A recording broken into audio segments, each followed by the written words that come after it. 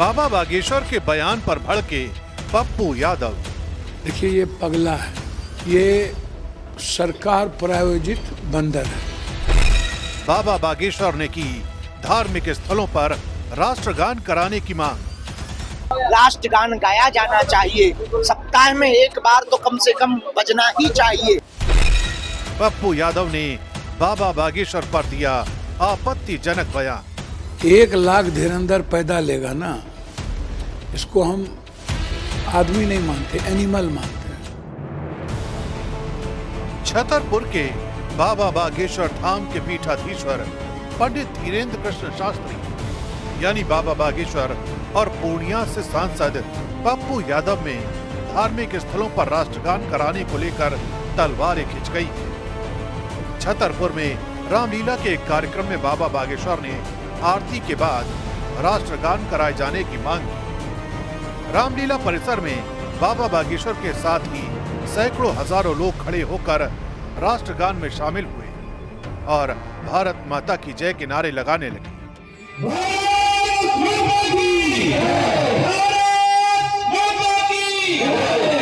इसके बाद बाबा बागेश्वर ने कहा कि मंदिर, मस्जिद और गिरजाघरों में भी राष्ट्रगान होना चाहिए ताकि लोगों में धर्म भक्ति के साथ देशभक्ति भी जागे। लेकिन उनके इस बयान पर राजनीति गर्मा गई। पूर्णिया से सांसद पप्पू यादव ने बाबा के इस बयान की तीखी निंदा की और पंडित धीरेन्द्र शास्त्री पर विवादित बयान दे डाला। राम से ही राष्ट्र है और राष्ट्र से ही प्रभु राम है। राम ही राष्ट्र है और राष्ट्र ही प्रभु श्री राम है। दोनों एक दूसरे के पूरक हैं। इसलिए राष्ट्रभक्ति के प्रति प्रत्येक भारतीय का कर्तव्य है अपना समर्पण दिखावे और भारत के गिरजाघरों में, मस्जिदों में, देवालय, मंदिरों में हमारा ऐसा मानना है, राष्ट्रगान गाया जाना चाहिए, सप्ताह में एक बार तो कम से कम बजना ही चाहिए ताकि राष्ट्र के प्रति कर्तव्य के लिए हम एकजुट रहें। देखिए, ये पगला है, इनको अध्यात्म की, धर्म की व्याख्या, सनातन का, ये बंदर है। ये धुरंधर टाइप के लोग जो हैं, ये मार्केटिंग, किसी पैसे, उद्योगपति, और ये सरकार प्रायोजित बंदर है और उसकी बात को अब कोई वे नहीं लेता है। उनके बारे में समझ गया है कि ये बहुत ही जाहिल टाइप के लोग हैं।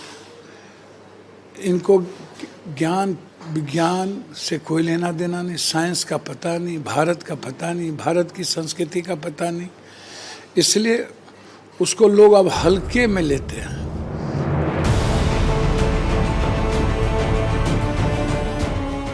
बाबा बागेश्वर और पप्पू यादव के बीच ये टकराव पहली बार सामने नहीं आया है।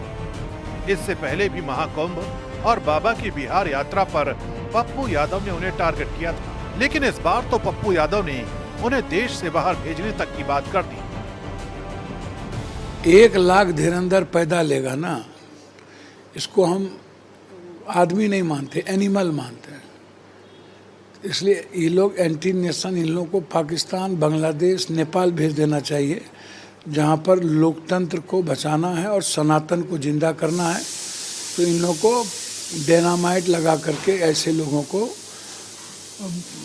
शरीर में, ताकि सनातन हमारा जिंदा रहे, दुनिया में सनातन पर खतरा नहीं हो, इसके लिए पाकिस्तान इन लोगों को भेजना, इन लोगों को शहीद होना जरूरी है। बिहार में चुनाव होने वाले हैं, ऐसे में राजनीतिक मतभेद, चुनावी रंग और धर्म का तड़का लिए बाबा बागेश्वर बनाम पप्पू यादव की जुबानी जंग अभी और आगे जाती दिखाई दे रही है। Manoj Sharma, news 18 India, Chhatarpur.